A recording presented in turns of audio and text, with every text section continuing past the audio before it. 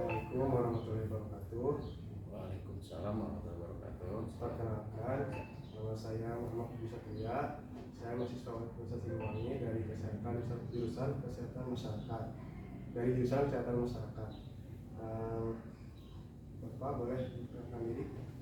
Oke, selamat pagi. Assalamualaikum warahmatullahi wabarakatuh. Saya Solihin, Kepala Puskesmas Citeras di Dinas Kesehatan Kabupaten Garut. Saya kesini dalam rangka tugas mata kuliah advokasi kesehatan, yaitu mewawancarai pemangku kebijakan, salah satunya Kepala Puskesmas. Tentu saja Pak ke pertanyaannya. Boleh. Yang pertama, boleh Bapak ceritakan apa saja tugas dan tanggung jawab utama sebagai Kepala Puskesmas? Saya sebagai Kepala Puskesmas bertanggung jawab terhadap semua pelayanan dan pembangunan kesehatan yang ada di wilayah kerja kami. Jadi kami di samping pembangunan kesehatan masyarakat, di mana di era globalisasi seperti ini kita banyak tantangan yang menjadi kendala terhadap pembangunan kesehatan, terutama untuk meningkatkan peran serta masyarakat. Saya sangat senang datang mahasiswa kesehatan masyarakat mengenai bagaimana cara mengadvokasi masyarakat dan tokoh-tokoh yang ada, termasuk stakeholder yang ada di kecamatan ini. Lanjut. Ya, jadi selanjutnya, selama menjabat, tantangan terbesar apa yang pernah Bapak hadapi dalam memimpin Puskesmas dan bagaimana dia cara mengatasinya? Tantangan yang paling berat bagi kami itu memang bukan dijadikan tantangan, tapi menjadi peluang bagi kami. Tapi memang masalah meningkatkan peran serta dan merubah perilaku hidup manusia itu memang sangat sulit, terutama untuk perilaku hidup yang berhubungan langsung dengan masalah-masalah kesehatan.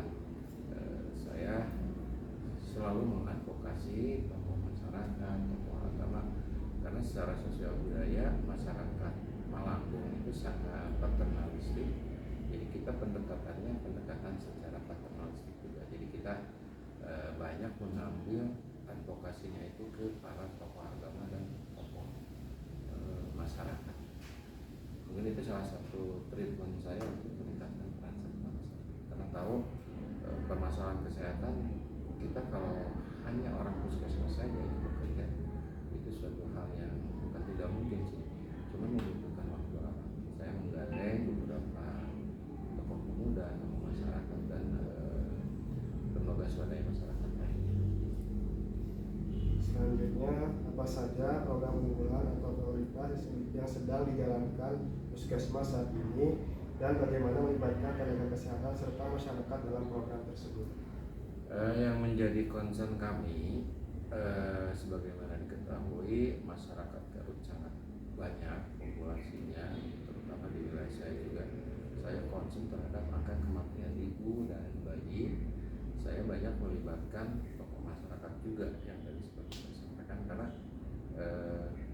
masyarakat kita secara demografi, secara sosial budaya masih ada hal-hal yang masih mereka pahami yang berhubungan dengan listrik, terutama kita kemarin sudah bukan kerjasama sih ya, supaya kerjasama kemitraan dengan Paraji, supaya Paraji dengan bidan desa atau dengan pihak puskesmas, kalau misalkan ada yang mau melahirkan, tolong melahirkan RT/RW, dan nanti RT/RW dengan bidan desanya langsung kontak, apakah itu langsung ke puskesmas atau misalkan langsung ke rumah sakit.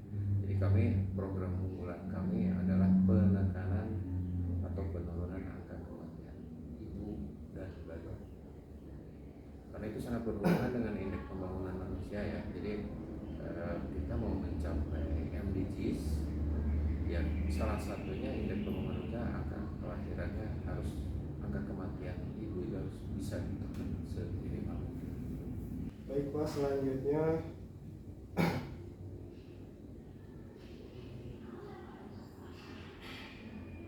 menurut Bapak, masalah kesehatan apa yang paling perlu mendapat perhatian di puskesmas ini, dan apakah ada tren penyakit atau kasus yang meningkat dalam beberapa tahun terakhir?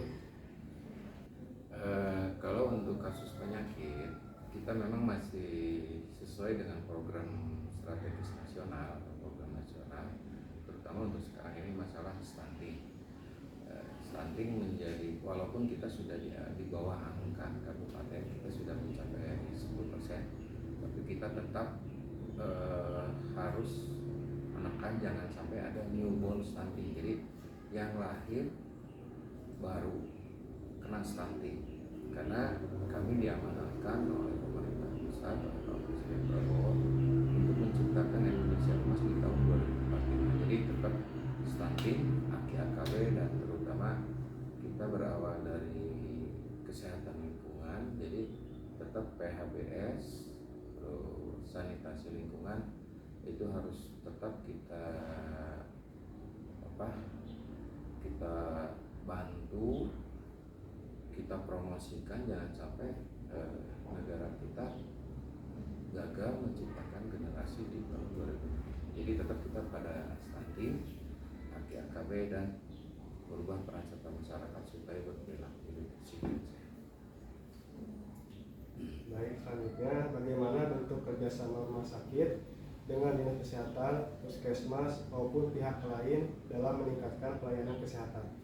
Kita selalu berkoordinasi, apalagi Malangbong sudah punya rumah sakit umum daerah. Jadi kita pelayanan terhadap masyarakat kita selalu koordinasikan oleh pimpinan kami dan rumah sakit Malangbong dan puskesmas satelit yang ada di wilayah Garut Utara umumnya. Baik, terakhir apa pesan Bapak untuk generasi muda atau tenaga kesehatan baru yang ingin berkontribusi di bidang pelayanan kesehatan? Saya berpesan kepada mahasiswa adik-adik yang mengambil disiplin ilmu terutama bidang kesehatan masyarakat, marilah kita bangun negeri ini, karena satu-satunya yang bisa merubah perilaku kehidupan masyarakat itu tenaga-tenaga profesional dari bagian promotor kesehatan. Karena di puskesmas saya pun hanya ada satu tenaga promotor kesehatan. Saya sebagai pimpinan ya saya berdayakan, alhamdulillah dengan adanya tenaga promosi kesehatan saya tidak terlalu sulit untuk membangun satu daerah supaya masyarakatnya derajat kesehatan. Jadi mohon pada mahasiswa pelajarilah ilmu, walaupun misalkan dunia akademis tidak sesuai dengan dunia klinis di lapangan, tapi itu menentukan. Jadi rata-rata kalau secara akademisnya bagus, nanti di dunia nyatanya juga ilmunya akan bermanfaat. Baik Bapak, terima kasih. Mungkin itu yang bisa saya sampaikan. Terima kasih sudah meluangkan waktunya untuk diwawancarai. Tidak, saya sangat senang bisa bekerja sama